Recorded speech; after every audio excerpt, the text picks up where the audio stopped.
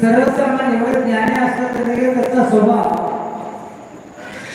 अगदी सर्वांच्या मध्ये मिळता जुळता आणि परिस्थितीला किंवा सत्ताला ते ऍडजस्ट करून घेतात.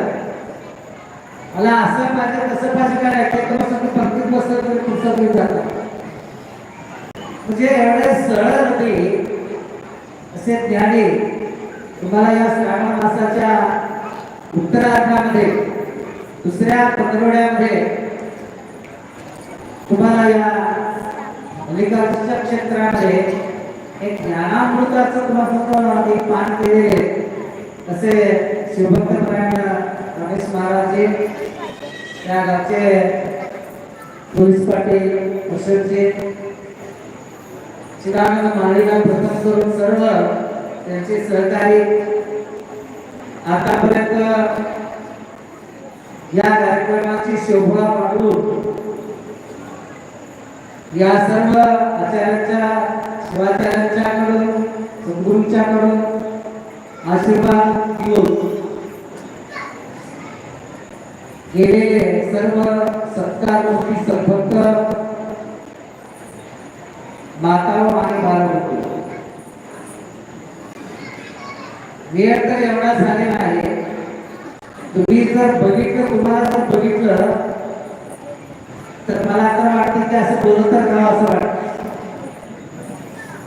तुमची ताण घडल्यासारखी दिसते कारण हे श्रावण मासाचा शेवट आहे. ज्ञानलिंग महाराज मला सांगितलं की दोन प्रकारच्या भूक असतात, दोन प्रकारची भूक, एक पोटाची भूक आणि एक डोक्याची भूक. ಅದು ಹೊಟ್ಟಿ ಊಟ ಒಂದು ನೆಟ್ಟಿ ಊಟ. तुम्हाला ಹೊಟ್ಟಿ ऊपची काय गरज नाहीये कारण ते का आपण तेच करत आले. 84 लक्ष जन्मफिर आवाची प्रार्थना हे 84 लक्ष योनीमध्ये फिरत आले ते नुसतं हेच घोटा मारत मांडला. या जन्मामध्ये त्याला काहीतरी करायचं आहे. या जन्मामध्ये लक्ष 84चा फेरा त्याला चुकवायचा आहे आणि म्हणून त्या रमेश महाराज या ठिकाणी बोलवलं. मल्लिकार्जुन का बोलवलं? लक्ष 84चा फेरा चुकवायचा आहे. चुकवायचा आहे का नाही? मोठ्या म्हणा की सगळ्या चुकवायचं आहे. हात वर करा. हे म्हणतो कसं म्हणा, शिवपाठ करा शिवपाठ करा 84चा फेरा चुकले शिवाविना वेदशास्त्र पाठ व्यर्थ खट पाठ जाणावी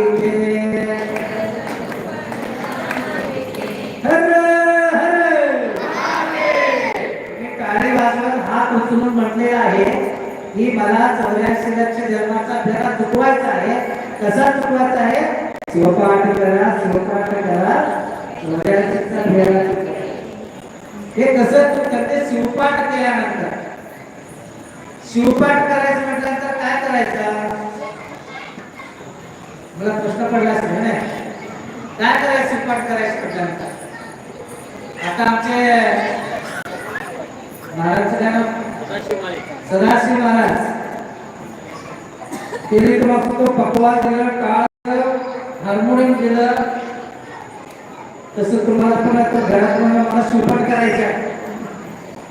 मला शिवपाठ करायचं आहे. मला पकवान पाहिजे, टाळ पाहिजे, हार्मोनियम पाहिजे. तसं म्हणत बसलेला की माझ्याकडे येतील. मला काय